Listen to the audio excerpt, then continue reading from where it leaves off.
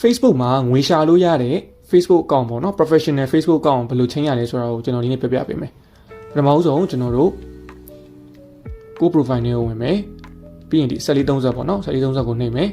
ပြီးရင်ဒီအောက်လေးနည်းနည်းဆင်းလိုက်လို့ရှိရင်ဒီမှာ turn on professional mode ဆိုတာရှိရပေါ့နော်အဲ့ဒီကောင်ကိုနှိပ်မယ် okay ပြီးရင်တော့ကျွန်တော် turn on ကိုနှိပ်မယ်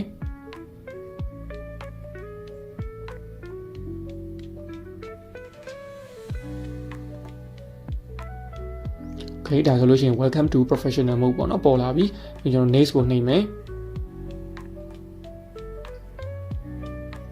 ဒါလည်း next ကိုပဲထပ်နှိပ်မယ် Okay ဒီနေရာမှာpublic ထားမှာလား friend ထားမှာလား custom ထားမှာလားဆိုပြီး၃မျိုးရွေးခိုင်းမယ်ပေါ့နော်အကောင်းဆုံးကတော့ public ထားရအကောင်းဆုံးပါပဲ confirm ကိုနှိပ်မယ် Okay ဒါဆိုလို့ရှိရင်တော့ monetization 2 ပွင့်သွားပြီပေါ့နော်သူကဒီနေရာမှာတော့ stars နဲ့ subscription နှစ်မျိုးပဲပွင့်အောင်ပါပေါ့နော်ဒါတော့ကိုယ့်ရဲ့ Facebook အကောင့်ပေါ်မူတည်ပြီးတော့တခြားဟာလေးတွေပါထပ်ပြီးတော့ပွင့်လာပါလိမ့်မယ်ဒါဒီနေရာမှာတော့သူကရှင်းပြထားတဲ့ဟာပေါ့နော်ပြီးကျွန်တော် next ကိုထပ်နှိပ်မယ်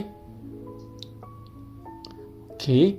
ဆိုတော့ဒီနေရာမှာ frame ထဲမှာလားမထည့်ဘူးလားသူကမေးမယ်ကျွန်တော် skip ကိုပဲနှိပ်လိုက်မယ်ပေါ့နော်အားလုံးပြီးသွားပြီဆိုလို့ရှိရင်တော့ဒီ go to professional dashboard ကိုတွားပြီးတော့နှိပ်လိုက်လို့ပြီးရင်တော့ကျွန်တော်တို့အကောင့်ထဲတော့တစ်ခေါက်ဝင်ပြီးတော့ကြည့်လိုက်မယ်ဆိုရင် professional dashboard ဆိုပြီးတော့ပေါ်နေပြီပေါ့နော်